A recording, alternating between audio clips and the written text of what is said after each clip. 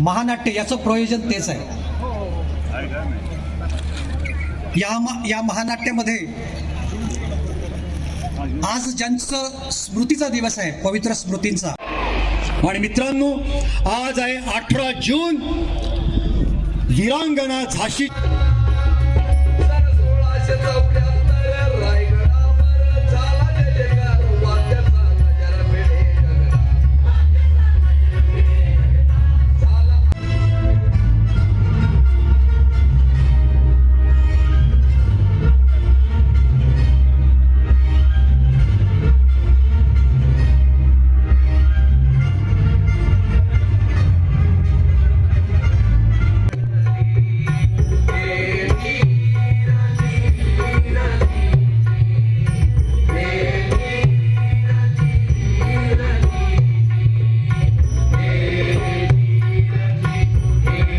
झुंज दिली पाहिजे. अहो हे समज खरं, परत्यांच्याशी टक्कर घ्याया आपल्यापाशी तशा बंदुका हत्यार कुठे आहे ती? होय, ठाव आहे मला बी. पण आपण शिवाजी राजाची माणसं, त्यांनी बी मोठमोठ्या गनिमांशी झुंज दिली नव. अरे टक्कर द्याया संशय नाही. काळजात जिगर हवी, जिगर. भय भय नाईक. आपण तर लढायचंच आणि साऱ्या देशाला आपल्या साथीला घेऊन शान लढायचं. त्यासाठी आम्ही एक जाहीरनामा बी काढलाय. जाहीरनामा?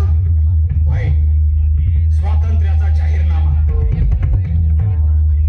हे परक्यांचं कंपनी सरकार मुळासकट उकडून टाकाया, अवघ्या हिंदुस्थानाला साथ घालायची.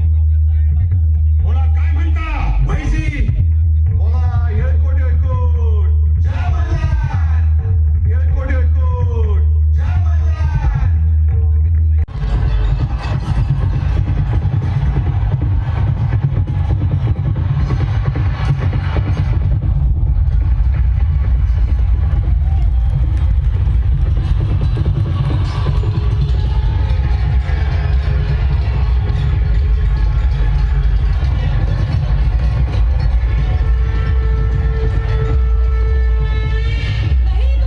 नहीं दूंगी, मेरी झांसी मैं कभी नहीं दूंगी.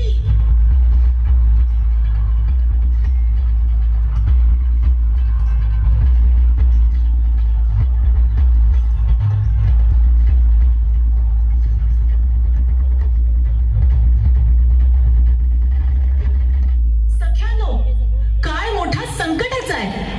या युरोपियन सैतानांनी सारा देश गिळायला सुरुवात केली आहे. अशा वेळी आपल्याला शांत राहता येणार नाही. श्रीमंत नानासाहेब पेशवे, सरसेनापती तात्या टोपे हाती शस्त्र घेऊन संग्राम करण्यास सिद्ध झालेत. अशा वेळी आपण महिलांनी देखील तलवार घेऊन रणांगणात उतरले पाहिजे.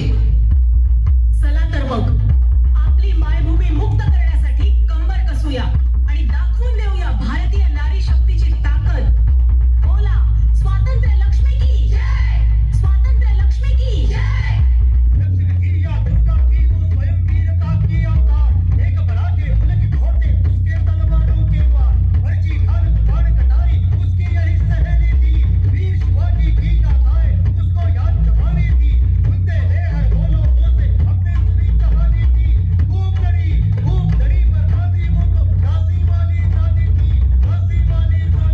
वेळेश्वरचे. तेथून ते चिंचवडला आले आणि नंतर पुण्यातील सदाशिव पेठेतल्या नागनाथ पारासमोरील भोपळ्यांच्या वाड्यात त्यांनी आपले बिराड थाटले. हरिभाऊ चापेकर म्हणजे नामवंत कीर्तनकार. हरिभाऊ आणि लक्ष्मीबाईंना 3 मुले. थोरला दामोदर, मधला बाळकृष्ण आणि धाकटा वासुदेव. कुंडलिक वरदा हर विठ्ठल श्री ज्ञानदेव तुकाराम पंढरीनाथ महाराज की जय. गोपाल कृष्ण भगवान की जय. वसुदेव सुतं देवं कंस चाणूर मर्दनं देवकी परमानंदं कृष्णं वंदे जगद्गुरुम्. अहो परमेश्वरानं गीतेमध्ये सांगितलंय, यदा यदा हि धर्मस्य ग्लानिर्भवति भारत अभ्युत्थानमधर्मस्य तदात्मानं सृजाम्यहम् परित्राणाय साधूनां विनाशाय च दुष्कृतां धर्म संस्थापनार्थाय संभवामि युगे युगे. भगवान गोपाल कृष्ण महाराज की जय. अहो भगवंतानीच म्हणून ठेवलाय, जेव्हा जेव्हा अधर्म वाढीला लागतो तेव्हा तेव्हा साधूंच्या रक्षणासाठी आणि दुष्टांच्या नाशासाठी आणि धर्माच्या संस्थापनेसाठी मी पुन्हा पुन्हा अवतार घेतो. अहो संत शिरोमणी तुकोबाराय सुद्धा असंच सांगतात, दया तिचे नाव भूतांचे पालन, दया तिचे नाव भूतांचे पालन, दया तिचे नाव, दया तिचे नाव भूतांचे पालन आणि निर्तारण कंटकांचे, आणि निर्तारण कंटकांचे, दया तिचे नाव नाव नाव भूतांचे पालन, दया तिचे नाव, दया तिचे नाव, दया तिचे नाव. पंढरीनाथ महाराज की जय. अहो सज्जनांचं रक्षण करणं याप्रमाणेच दुष्टांचा विनाश करणं हे देखील परमेश्वरानं आपलं कर्तव्य मानलंय. आसुरी शक्तीच्या नाशाशिवाय धर्म संस्थापना पूर्ण होऊच शकत नाही. हेच तर देवदेवतांच्या चरित्रातून आपल्याला दिसून येतं. समर्थ रामदास स्वामी तर म्हणतात, धर्मासाठी मरावे मरोनी अवघ्यासी मारावे, मारता मारता घ्यावे राज्य आपुले. देव मस्त देव मस्तकी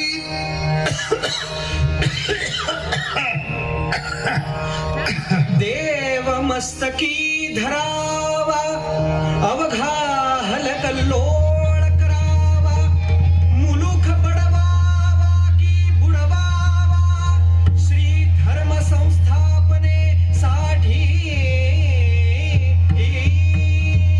भगवान गोपाळ कृष्ण महाराज की जय. राम राम राम राम सीताराम सीताराम, राम राम राम राम सीताराम सीताराम, राम राम राम राजा राम सीताराम, राम राम राम राजा राम सीताराम, राम राम राम राम सीताराम सीताराम, राम राम राम राम सीताराम सीताराम, ओ राम राम राम राम राजा राम सीताराम, राम राम राम राम राजा राम सीताराम, राम राम राम राम राजा राम सीताराम. पुंडलिकावरणे हरिविठ्ठल श्री ज्ञानदेव तुकाराम, पंढरीनाथ भगवान की जय.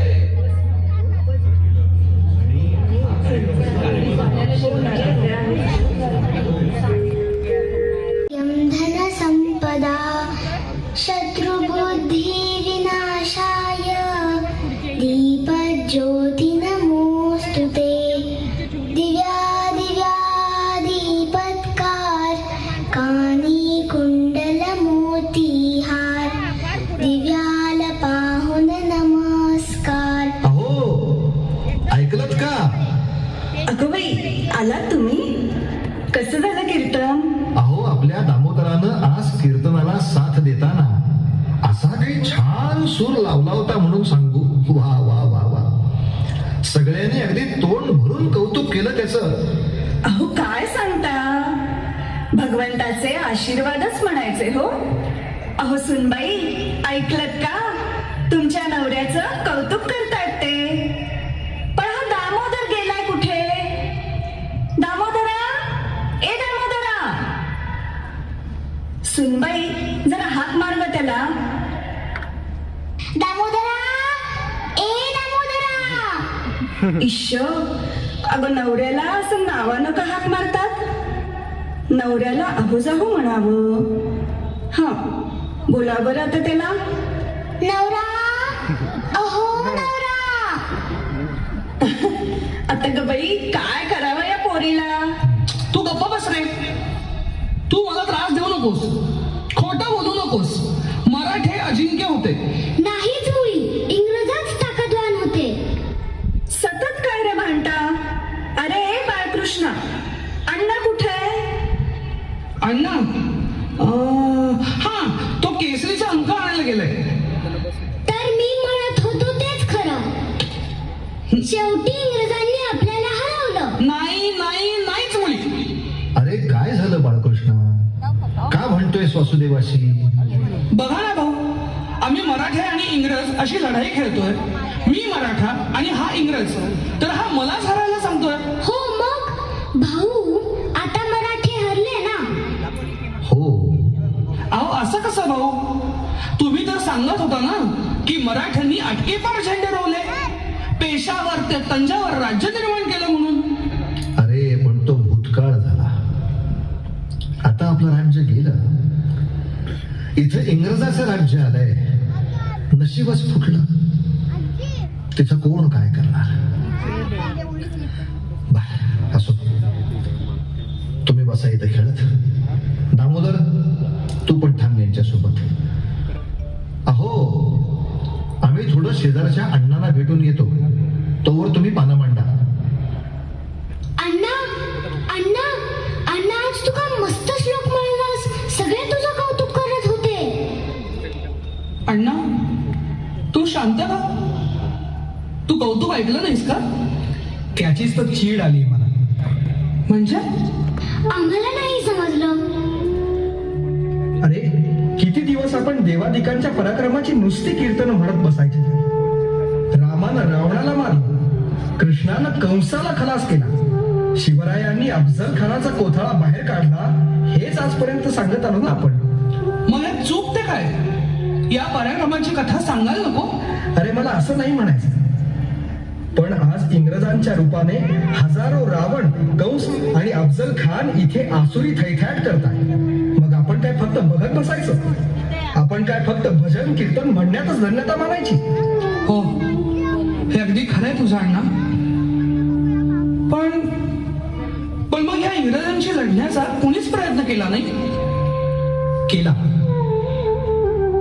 एका तरुणाने तसा प्रयत्न केला. त्याचं नाव वासुदेव बळवंत फडके. इथेच पलीकडे नरसिंहाच्या मंदिरात ते राहत होते आणि त्यांचे गुरु होते वस्ताद लहुजी साळवे. वासुदेवा वासुदेवा, भय मला ठाव हाय. वासुदेव बळवंताला अटक झाली आणि त्यालाच भेटायला आलोय मी इथं कोर्टात. म्या त्यासनी चांगला वळखून आहे. अरे त्यो भी काही कच्च्या गुरुचा चेला नाही. म्या लहूची वस्तात गुरु आहे त्याचा. त्यो मोडल पण वागणार नाही. लय अभिमान वाटतो रे लेकरा तुझा. अरे पोरा, लय मोठं काम केलंच बघ तू. अरे म्या तालमी तलवार शिकवली, दांडपट्टा शिकवला, पण त्याचा खरा उपयोग तू करून दाखवलाच बघ. तुझ्यासारखा चेला मिळाला. धन्य धन्य झालो बघ म्या. गुरुजी, हे सारे तुमचेच आशीर्वाद.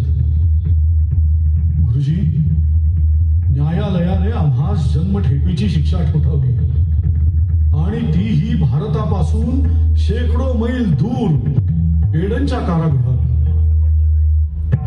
शिक्षेचं दुःख नाही, पण मायभूमीचा वियोग जास्त वेदनादायी आहे. वय पोरा, वय पोरा, माझा आशीर्वाद हाय तुझ्या पाठीशी.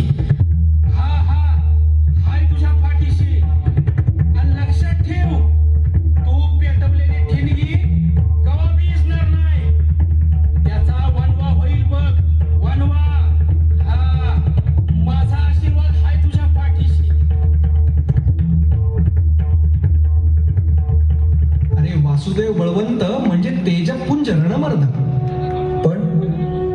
वादळही आता शांत झालंय. म्हणजे ही पहा केसरीतली बातमी.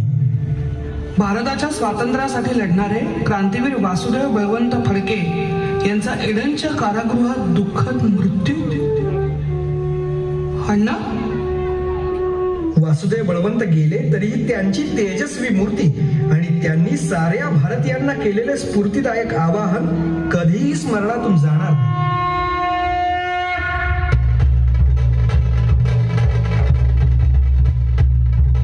होय, मी बंड केलं, सशस्त्र बंड केलं.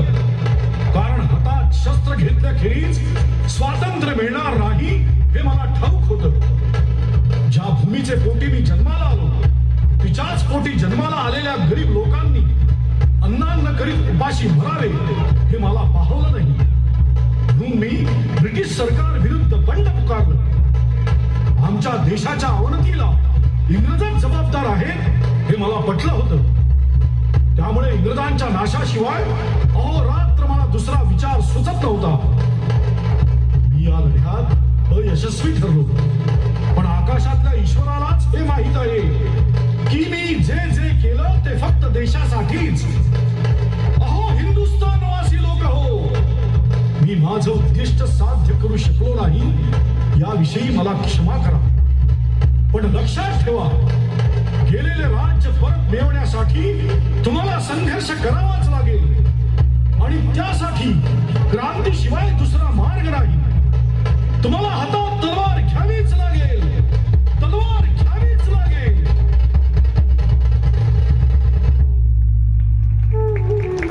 वासुदेवा, बाळकृष्ण, वासुदेव बळवंत फडके जरी गेले तरी आपण शांत बसायचं नाही, तर त्यांचं अपुरं राहिलेलं काम आपण पूर्ण करायचं. अरे पण अण्णा, ते वासुदेव बळवंत खूप मोठे होते.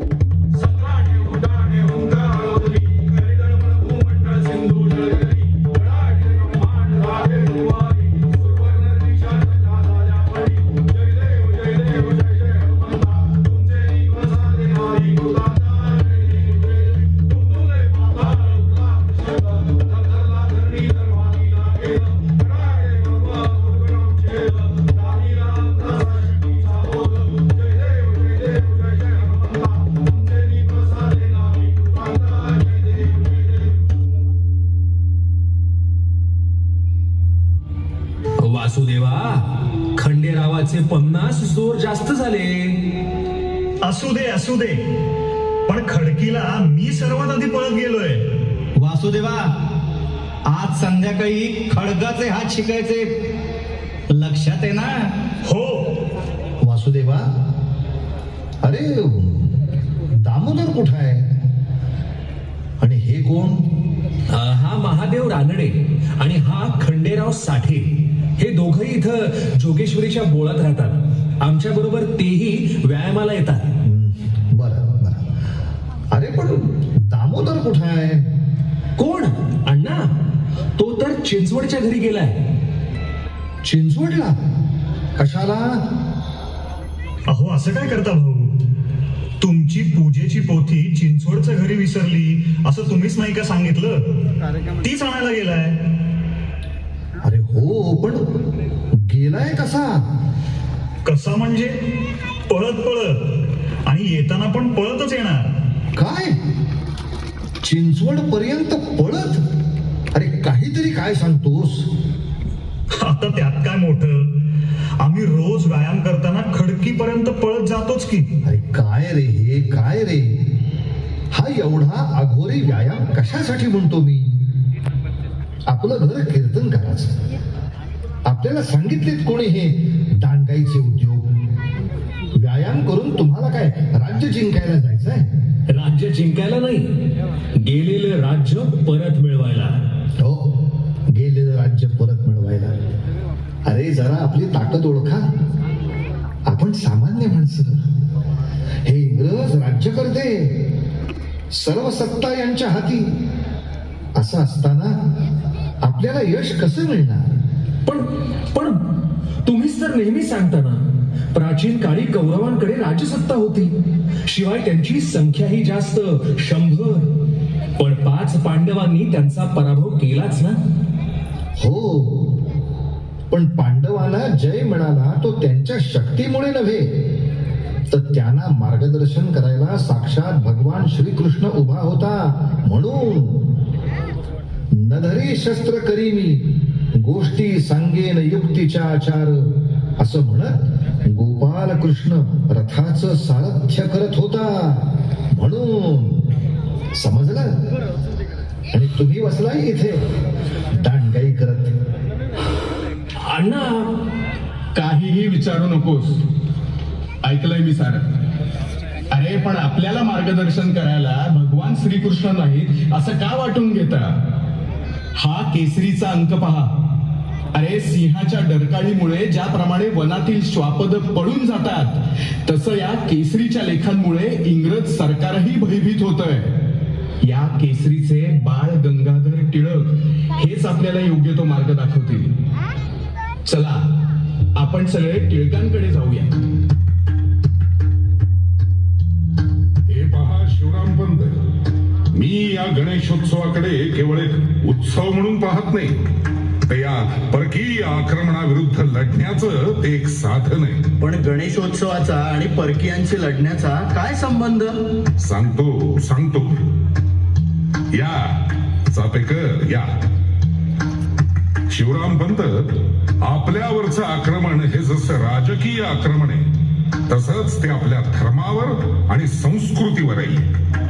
तुम्हाला सांगतो, या इंग्रजांनी सतत असा प्रचार केला की तुम्हा भारतीयांकडे ज्ञान, विज्ञान, तत्वज्ञान काही नाही, आम्ही आलो म्हणून तुम्हाला अक्कल आली. आता याच्या विरोधात काय करावं याचाच आम्ही विचार करत होतो.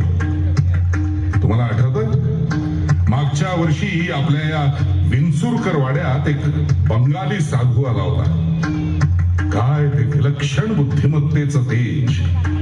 ते होते स्वामी विवेकानंद. त्यांनी काय केलं माहितीये? ते अमेरिकेत गेले. शिकागो शहरात सर्व धर्म संमेलन भरलं होतं. त्या व्यासपीठावर जाऊन हिंदू धर्माची थोरवी साऱ्यांना ठणकावून सांगितली.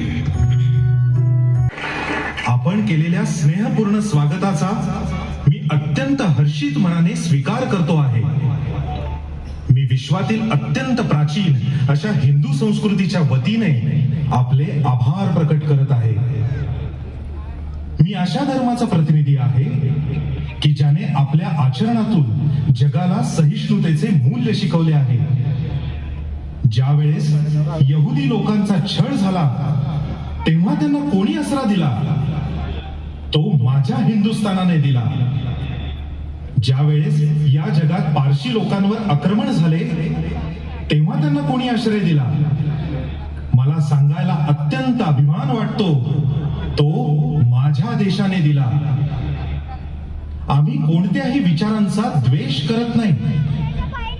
आम्ही असे मानतो की ज्याप्रमाणे आकाशातून पडणारे जल विविध प्रवाहातून एकाच समुद्राला जाऊन मिळते, त्याप्रमाणे या वसुंधरेवरील सर्व धर्म अंतिमतः एकाच ईश्वराकडे जाऊन मिळतात. आजपर्यंत राक्षसी धर्मांधतेने या जगात दीर्घकाळ वर्चस्व गाजवले आहे. मात्र मला विश्वास आहे की एक दिवस या असुरी शक्तींचा नाश होईल आणि विशुद्ध मानवतेचा प्रकाश सर्व विश्व उजळून टाकेल. टाळ्यांचा प्रचंड कडकडाट झाला. हिंदू संस्कृतीचं उच्च तत्वज्ञान ऐकून सारे दिपून गेले. आणि म्हणून मला असं वाटतं की सरकारी शाळांमधून शिक्षण घेतल्यानं आपल्या मनात आपल्याच संस्कृतीबद्दल जो न्यूनगंड निर्माण होतोय तो नष्ट करण्यासाठी सांस्कृतिक राष्ट्रवाद मांडण्याची गरज आहे. म्हणूनच आपला हा गणेशोत्सव हा केवळ धार्मिक उत्सव नसावा, तर राष्ट्रीय उत्सव असावा. सर्व प्रकारचे भेदाभेद विसरून आपल्या समाजानं एक राष्ट्र या भावनेनं एकत्र येणं म्हणजेच सार्वजनिक गणेशोत्सव. चला तर मग मोठ्या थाटात आपण हा उत्सव साजरा करूया.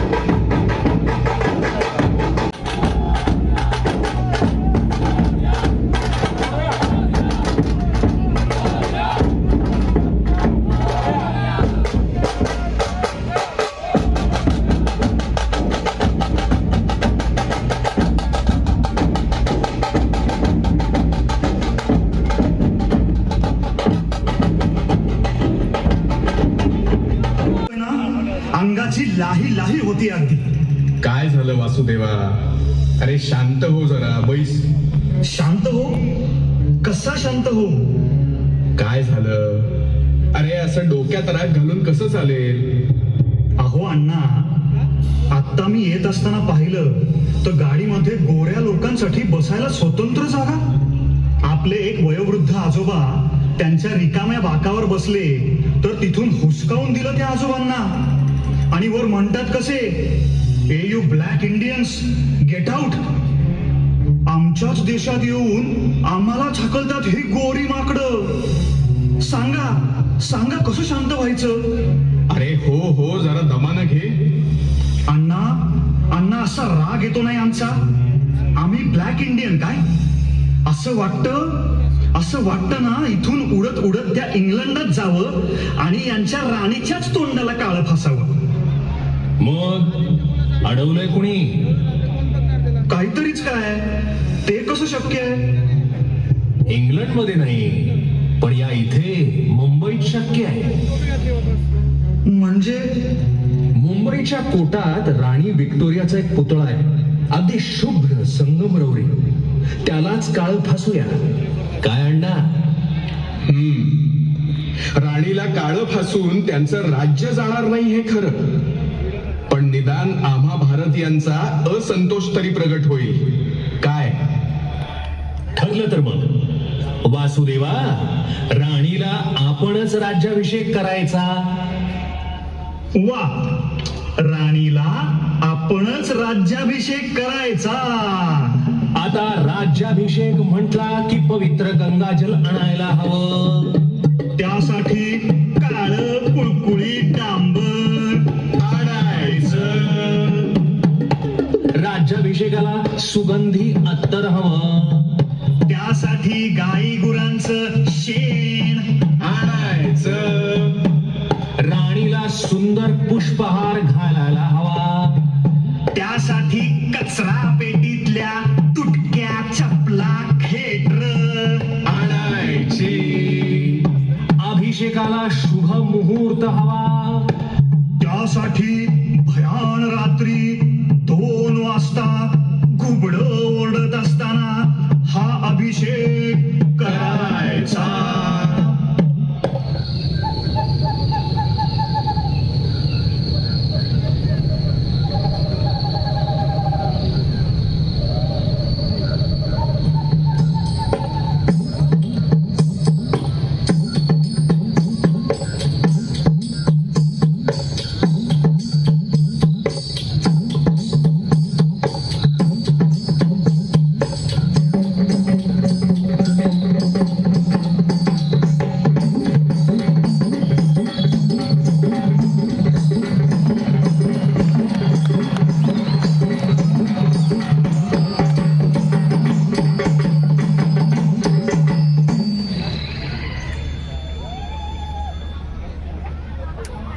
सापेकर बंधू,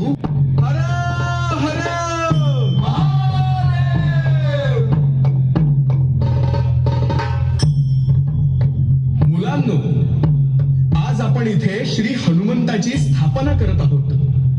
पण आपण केवळ हळद कुंकू वाहणारे भाबडे भक्त नाही. आपल्या सर्वांना बलसंपन्न बनायचंय. आम्हाला देखील पूर्वी सैन्यात जाण्याची इच्छा होती. त्यासाठी आम्ही खूप प्रयत्नही केले, पण आम्हाला सैन्यात प्रवेश मिळाला नाही. पण म्हणून आम्ही हार मानली नाही. आता आपणच आपलं सैन्य निर्माण करायचं म्हणून आम्ही तुम्हा मुलांचा गोफण क्लब स्थापन केला आहे. शत्रूशी लढण्यासाठी जशी शक्ती हवी तशी संघटनाही हवी. प्रभू रामचंद्रांनी वानरांच्या साहाय्यानं, भगवान श्रीकृष्णांनी गोकुळातील गवळ्यांच्या मदतीनं आणि श्री छत्रपती शिवरायांनी दऱ्याखोऱ्यातल्या मावळ्यांना संगे घेऊन शत्रूचा निपात केला होता.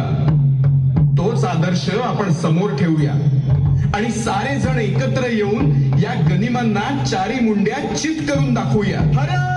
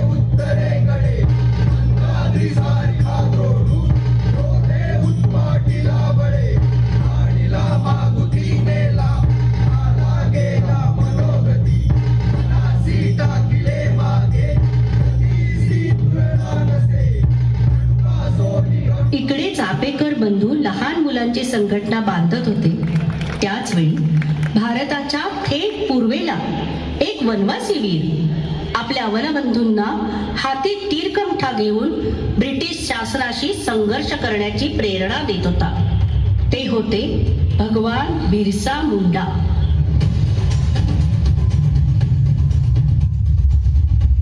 ये देखो भाइयों, हम तो वनवासी आनी इबा ये जंगल, यहाँ के पेड़ पौधे सब हमार है. यहाँ के पेड़ का हर पत्ता हमारा अपना सगा है. ये भूमि हमारी माता आड़ी. लेकिन ये फिरंग सरकार यहाँ आई है, वो हमारी धरती, हमार संस्कृति, हमार परंपरा छीनने की कोशिश कर रही है. लेकिन हम ये होने नहीं देंगे. हम लड़ेंगे. हमारे पास उनके जैसी बंदूक नहीं है तो क्या हुआ, हम धनुष बाण से लड़ेंगे.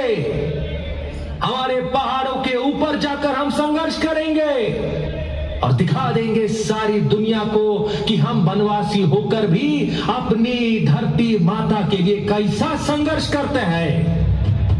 और इसके लिए हम अपनी जान भी देने के लिए तैयार रहो.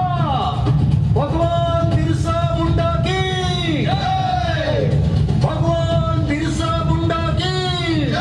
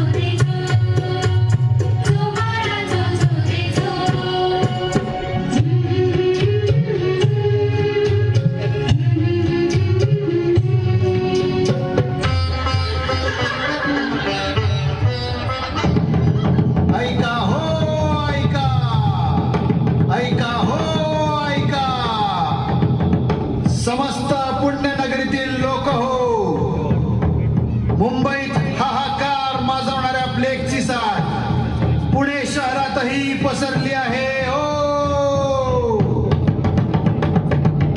तरी सरकारने त्या विरुद्ध योजलेल्या उपाययोजनांना साथ देऊन लोकांनी सहकार्य करावे हो.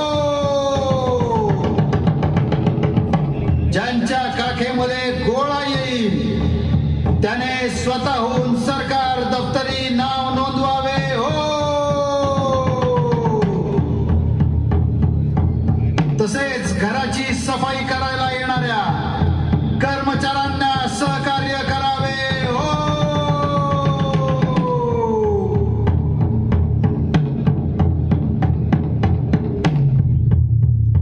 असे अत्याचार सुरू केले की लोक म्हणू लागले प्लेग परवडला पण रँड नको. प्लेग रूपी युद्ध कराया सिद्ध झालंय सरकार. रँड नामक नेमीला तो सेनापतीने दरकार. सैन्याचे घोडे सोजर घेती सत्ता हातात. घरे हुंडीती प्लेग कारणे शिरणे वक्ता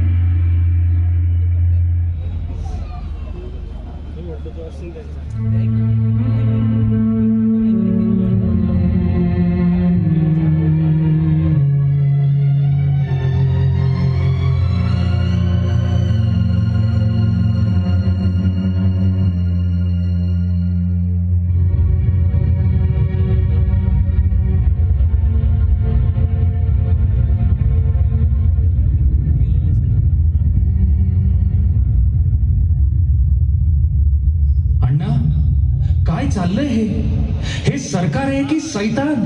आजच्या या सुधारक वृत्तपत्रामध्ये छापलेल्या लेखात काय म्हटलंय पहा. इंग्रज सरकारचे अंमलदार इतके बेगुमान होतील असे कधी वाटले नव्हते, पण यांनी दिवसा ढवळ्या लुटालूट चालवली आहे. घरे फोडणे, वाटेल त्या जिन्नसीची अफरातफर करणे, ही घर तपासणी की थट्टा? अर्जाची दाद नाही, फिर्यादीची फिकीर नाही, तक्रारीची किंमत नाही आणि कायद्याची पर्वा नाही. अरे तुम्ही असे भागूबाई सारखे रडत काय बसता?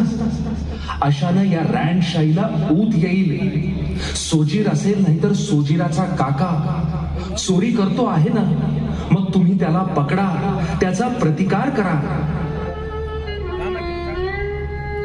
अण्णा, मागच्या आठवड्यात शनिवार पेठेत घर तपासणी झाली तर एका घरातल्या पेटीतले पैसे या सोजीरांनी लुबाडले. एकाचे तर पूजेचे सोन्याचे टाक त्यांनी खिशात टाकले. हर हर, आता तर हद्दच झाली.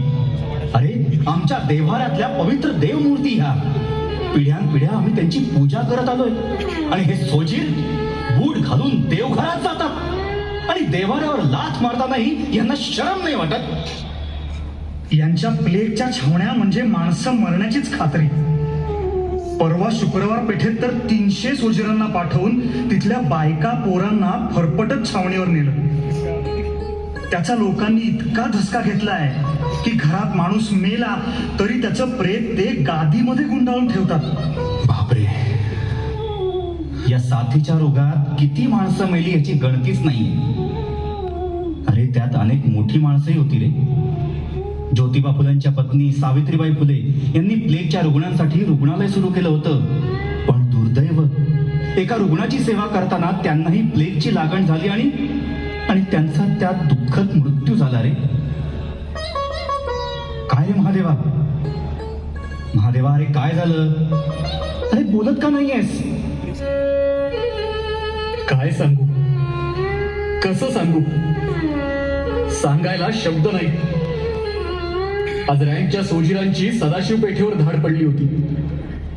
त्यांनी घरातील पुरुषांना, बायकांना सुद्धा बाहेर काढलं. घरात अंधार फार आहे असं कारण सांगून त्या रँडनं रस्त्यावरच सर्वांना कपडे काढायला लावले. काय, भर रस्त्यात? हो, भर रस्त्यात. ते एका बाईला सहन झालं नाही. तिने पोलिसाला प्रतिकार केला. त्यातील एका पोलिसाने जबरदस्तीने तिच्या कपड्यांना हात घातला तेव्हा ती जीवाच्या आकांतानं पळत सुटली आणि तिने शनीच्या पारावर आपलं डोकं आपटून आपटून जीव दिला. नाही,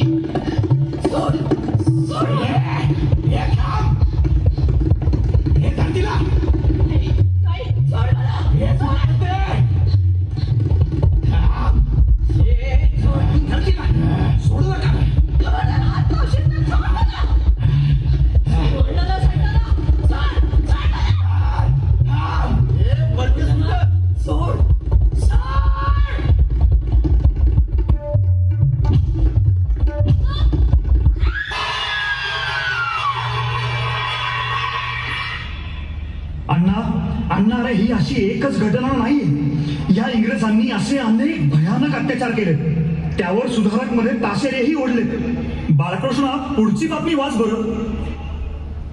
त्यांनी तुमच्या आया बहिणी, लग्नाच्या बायका यांची विटंबना केली तरी तुम्ही आपले संतच. धिक्कार असो असल्या समाजाचा. जनावरांना देखील इतका संथपणा, शोषितपणा शक्य नाही. अंगात रग नाही, पायात जीव नाही, मनगटात ताकद नाही, गात्रात त्राण नाही. कोण ही दुर्धर स्थिती? त्यांनी पैसा पळवला, त्यांच्या लाथांखाली तुमचे पूजेचे देव फुटले. तुमच्या काका मामांना नागवे करून नाचायला लावले. अब्रू सुटल्यामुळे पुन्हा भगिनीने आत्महत्या केली तरीही तुम्ही चिडत नाही, संतापत नाही. खरोखर आमच्या लोकांसारखे नामर्द लोक पृथ्वीच्या पाठीवर कोठेही सापडणार नाहीत. या सर्वांचे इंगित एकच, आमचा स्वाभिमानच नष्ट झाला आहे. होते पूर्वज आमचे दृढ कसे, झुंजावया कंदनी, गेले मिळवुनी यशास आपुल्या देशास या रक्षुनी. त्यांचे पोटी आम्ही निपजलो, त्यांचे पोटी आम्ही निपजलो भानुस जैसा शनी. नेले राज्य हिरून आमचे तरी लज्जा न वाटे मनी. नाही होत स्वतंत्रता, नाही होत स्वतंत्रता, शिवकथा घोटो निभाटा परी. घ्यावे लागत असे शिवाजी बाजी परी, घ्यावे लागत असे शिवाजी बाजी परी. आणि केल्या, आता प्रत्यक्ष कृती करायची. म्हणजे या आनंदित अत्याचाराचा सूत्रधार रँड याचाच वध करायचा. हिंदुस्थानातील तरुण पेटून उठला तर काय करू शकतो हे साऱ्या इंग्रजी साम्राज्याला दाखवून द्यायचं. आता एकच निश्चय, रँडचा वध.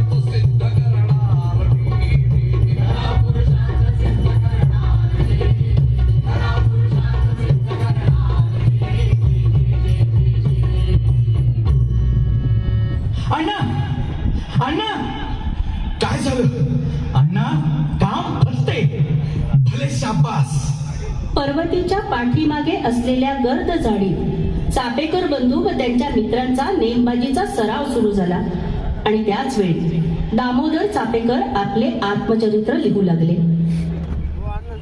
काही दिवसांनी मी एका मोठ्या कृत्याला हात घालणार आहे. त्यासाठी मला सर्व सुखांचा त्याग करावा लागणार आहे. नाना प्रकारच्या हाल अपेष्टा सहन कराव्या लागणार आहेत. यज्ञ कर्मातल्या बळीप्रमाणे मी अग्निकुंडात उडी टाकणार आहे. पण एक मात्र निश्चित, माझं स्वदेश प्रेम अविचल आहे, चिरंतन आहे. मी पूर्णपणे देशभक्त आहे. देशासाठी सर्व सुखांचा त्याग करून प्राणही देण्याची माझी तयारी आहे.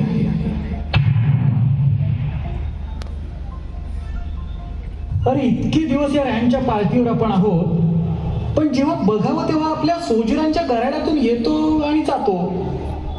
कधी एकटा सापडेल तर शपथ. अरे मला तर असं कळलंय की शालूकरांच्या बोळ्यात जी भाऊराव रंगर यांची तालीम आहे ना, तिथल्या काशीनाथ ठकुजी जाधव यांनी सुद्धा रँडला मारायचा बेत आखलाय. चला, म्हणजे निदान या बाबतीत तरी पुणेकरांचं एक मत आहे. अण्णा, आज रँड साहेबाची माहिती काढण्यासाठी कॅम्पात गेलो होतो. तिथे एक नवीनच बातमी समजली. कसली? येत्या 22 जूनला राणी व्हिक्टोरियाच्या राज्यारोहणाला 60 वर्ष पूर्ण होणार आहेत. सर्व देशाप्रमाणेच पुण्याच्या राजभवनात सुद्धा हा हीरक महोत्सव समारंभ मोठ्या थाटात साजरा होणार आहे. आमच्या जखमेवर मीठ चोळण्याचा प्रकार आहे हा. पुण्या मुंबईत प्लेगची साथ आहे, तिकडे कलकत्त्यात धरणीकंप झालाय, हिंदुस्थानभर दुष्काळ पडलाय. अशा वेळी प्रजेची काळजी करण्याऐवजी हे महोत्सव साजरे करतात. कमाल कमाल आहे यांची. थांबा, राणीच्या राजरोहणाचा वाढदिवस, त्यासाठी राजभवनात समारंभ होणार, म्हणजे रँड तिथे नक्कीच येणार. अर्थातच. हे बघा, आपलं शत्रुत्व फक्त रँडशी नाही तर साऱ्या ब्रिटिश साम्राज्याशी आणि राणी व्हिक्टोरियाच्या अत्याचारी राजवटीशी आपलं वैर आहे. मग 22 जूनच्या उत्सवाच्या दिवशीच जर रँडच्या वधाची आपली प्रतिज्ञा पूर्ण करून साऱ्या साम्राज्यालाच आपण हादरा दिला तर? अण्णा, हे अगदी योग्य ठरेल. शिवाय राजभवनातल्या वाटेत गणेश खिंडीतल्या गर्द झाडीत अगदी शुकशुकाट असतो, त्यामुळे आपलं काम उरकून पळून जाणे शक्य होईल. मग वासुदेवा, तू रँड कोणत्या बग्गीतून येणार याची माहिती काढ. 22 तारखेला तू शेवटपर्यंत बग्गी बरोबरच थांब आणि राजभवनातून रँडची बग्गी निघाली की आम्हाला ओरडून संकेत कर. कोणता संकेत असावा बरं? गोंद्या आला रे. हा, गोंद्या आला रे आला. आम्ही गणेश खिंडीत मोक्याची जागा पाहून लपून राहतो आणि रँड आला की त्यावर हल्ला करतो. महोत्सवाच्या दिवशीच आपण हे करायचं आणि रँड साहेबाला पत्र पाठवून याची आगाऊ सूचनाही द्यायची. काय ठरलं तर मग आता एकच लक्ष, 22 जून. उदे उदे उदे उदे उदे उदे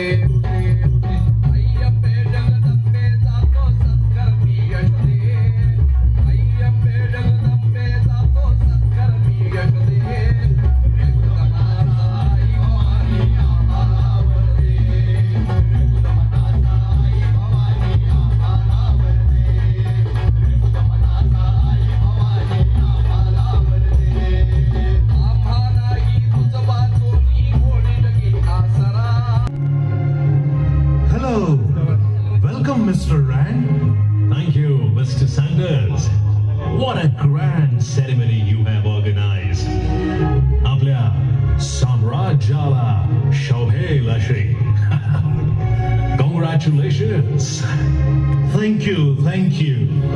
मग इथल्या गुलाम लोकांना समजलं पाहिजे ना की ब्रिटिशांच्या साम्राज्यावरून सूर्य कधीच मावळत नाही ते. Yes. या इंडियन्सना कळत कसं नाही की त्यांची ताकद कमी आणि आपली ताकद खूप जास्त, आणि म्हणून आपण त्यांच्यावर राज्य करतो आणि पुढील हजारो वर्ष करत राहणार. Live it, Mr. Rand, live it. त्यांचा जन्म आपल्या छात्राखाली चिरडण्यासाठी. Very funny. आमच्याशी टक्कर घेण्याची हिंमत आहे का या बेकार इंडियन्स मध्ये? Oh, certainly not, Mr. Rand, certainly not. Anyway, Mr. Sanders, may I take a leave? And once again, congratulations for such a wonderful party. Yes, thank you. Goodbye, and see you again. God save the Queen. God save the Queen.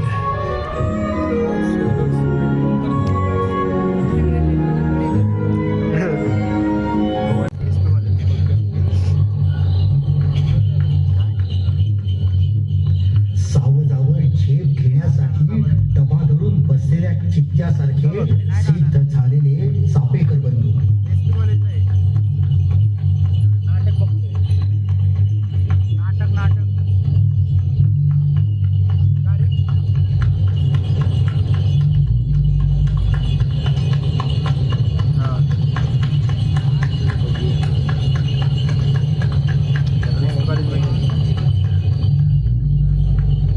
Gondia आला रे.